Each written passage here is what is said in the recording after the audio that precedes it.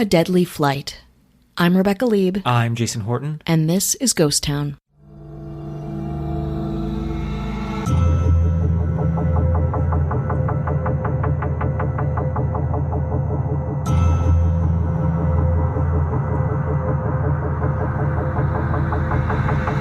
In the 1990s, 3 people were on the verge of a successful jetpack. By the end of their journey, one of them would be kidnapped, one would be in jail, and one would be dead. This is the jetpack murders. Jetpacks, or rocket belt technology, goes back to turn-of-the-century Russia, and it's had many iterations over the years, but perhaps the most dramatic and volatile of them begins in 1992. In 1992, the American Rocket Belt Corporation was founded by Brad Barker, Larry Stanley, and Joe Wright, marking the beginning of a new era for rocket belt technology. Barker, the visionary, Stanley, the financier, and Wright, who contributed space and equipment. Barker's straightforward goal was to, quote, build the belt, go out, and make a lot of money.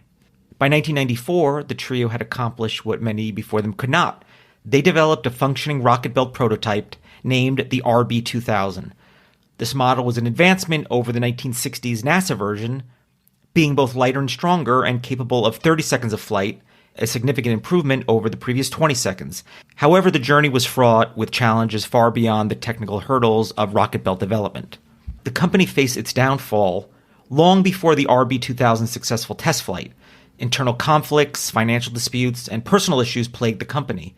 Barker and Stanley's relationship deteriorated over accusations of financial misconduct, leading to a violent confrontation that effectively ended their partnership. Wright, meanwhile, was battling a failed business and severe addiction, I believe it was crystal meth, adding to the company's troubles. And from what I've gathered, making a jetpack has been going on since 1916. And Army and then NASA, no one's been able to really do it in a way where I think they predicted jetpacks might be in the 1960s. You figure by now we'd all be cruising around on jetpacks. Totally. And it seems, considering what we have accomplished technologically as humans, it seems like it wouldn't be like a far cry. But at the same time, it is like a thing that a human wear. It's a wearable that propels you into the atmosphere and keeps you there. And you have to have your fuel on you and has to weigh a certain amount. I'm not a scientist or anything like that, but it just feels like the more you think about it, the more actually like probably complicated and cost prohibitive and dangerous it all is. Despite all those challenges, the RB-2000 made its debut flight, catching the eye of many, including Stanley, who recognized the device while watching a basketball game on TV. Determined to reclaim the rocket belt and recoup his investment, Stanley reached out to Wright to locate Barker and the RB-2000. At this point, they've splintered off. It's a mess. There's not like a ton of information on what happened. I think the fact that it's a jetpack and each of these 3 people go down a different path that doesn't end up great for any of them. Yeah.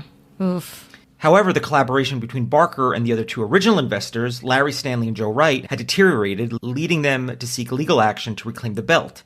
The situation takes a dark turn right after this break. Just before the lawsuit was set to proceed, Joe Wright was beaten to death at his Houston home. Oh my God. Barker emerged as the primary suspect, especially according to Joe Wright's sister, and probably makes the most sense, although we don't know. It's an unsolved murder. There was insufficient evidence to formally charge anyone with the crime. In the subsequent legal battle, the court ruled in favor of Stanley, although Barker continued to withhold information about the rocket belt's location. This rocket belt is nowhere to be found. It's like a huge mystery where this rocket belt is. Jesus Christ. In a dramatic move, Stanley resorted to abducting Barker, confining him in a cramped box for 8 days. What? Trying to find out where this belt was. Kidnapped him and held him hostage in a box. Oh my fucking God. Like Guantanamo Bay style. Jesus. I don't know what was going on in Houston, but these 3 are like, I don't know, power and the money, and they also have other businesses, and there's drugs, and it's the early 90s. Barker's eventual escape led to Stanley's arrest in 2002 for the kidnapping and serving an 8-year sentence. He got out of the box. I'm sure when the box was made, although they seem to have some scientific acumen, they seem to know what's happening, but probably not so much. They're not professional, jail makers. Jesus Christ. Despite these dramatic events, the final location of the RB-2000 rocket belt remains a mystery shrouded in secrecy and unresolved conflict. Oh my now, God. There are 3 rocket belts exist. There's 3 RB-2000s. 2 of them are owned by Howard Gibson, a daredevil and stuntman, who got a patent on the essential part of the design. So made 2 of his own based on their... Gotcha. So they're not design. originals. They're just derived from the technology. Yes, but the third belt, which... It's gone.